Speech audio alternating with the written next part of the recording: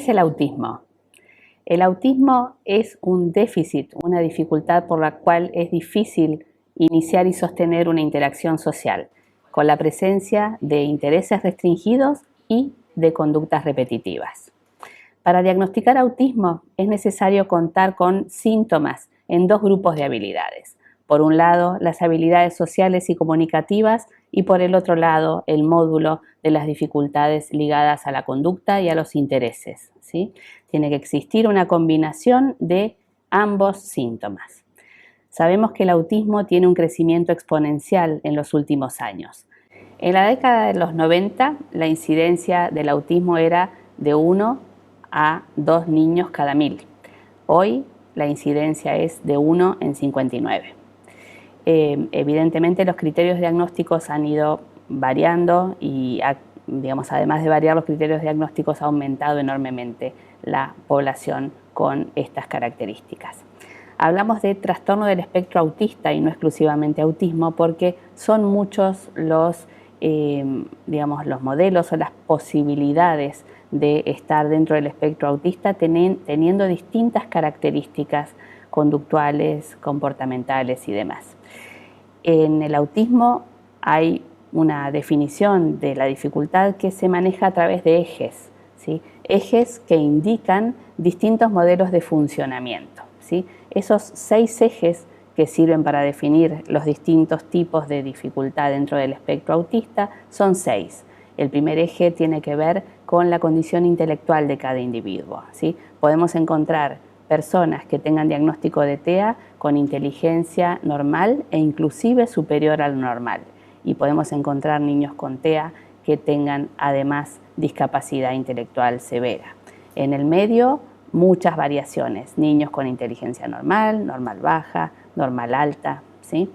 Así como está este eje ligado a la inteligencia, hay otro eje como para hacer el diagnóstico, que es el eje de la interacción social, ¿sí? Nosotros encontramos niños con TEA que tienen altos niveles de aislamiento y que no quieren vincularse con otras personas o no pueden vincularse con otras personas, y otros que son muy sociables pero extraños. Y en el medio muchas variaciones, muchas posibilidades de funcionamiento distintas, compartiendo todos un mismo diagnóstico. Otro de los ejes que tenemos que tener en cuenta a la hora del diagnóstico del autismo es el eje de la comunicación, sabiendo que hay niños con diagnóstico de autismo que no hablan y otros que pueden hablar perfectamente e inclusive tener un lenguaje sumamente rico, ¿sí? Y evolucionado, con algunas dificultades en lo que es el manejo social, es decir, en su manera de llegar a los demás y en su manera de establecer la comunicación social. Otro de los ejes que tenemos que considerar para definir el autismo es el de las conductas repetitivas, ¿sí? Las conductas repetitivas pueden estar presentes con un gradiente de diversa dificultad. Pueden existir conductas repetitivas muy inhabilitantes, ¿sí? Que impiden al sujeto desarrollar su habilidad corriente, y otras conductas repetitivas que pueden ser leves y apenas causar algo de interferencia en su vida cotidiana. Como he dicho, como esto tiene una noción de espectro, como tiene así un recorrido variable, lo que estoy mencionando simplemente son como los polos, pero en el medio podemos encontrar distintas variaciones de acuerdo al caso, ¿sí? También tenemos el eje de la regulación sensorial, que es aquel que nos permite ver cómo está procesando la información proveniente de los 5 sentidos.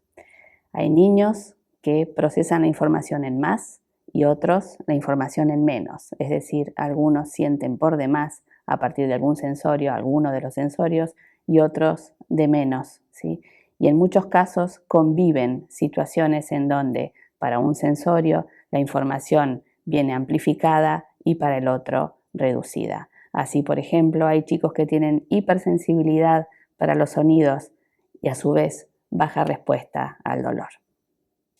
Finalmente, el último de los ejes que sirven para definir el autismo es el eje de la actividad, ¿sí? De la actividad motora. Y acá podemos encontrar en los dos extremos dos situaciones completamente diferentes. el niño con hiperactividad y marcada desorganización en la conducta, y aquel otro que es más bien pasivo, ¿sí? Con poca iniciativa, ¿sí? Que apenas desarrolla actividades motrices y depende de a lo mejor la iniciativa externa como para llevar adelante actividades. Esos polos representan los extremos, naturalmente, y en el medio hay muchas variaciones.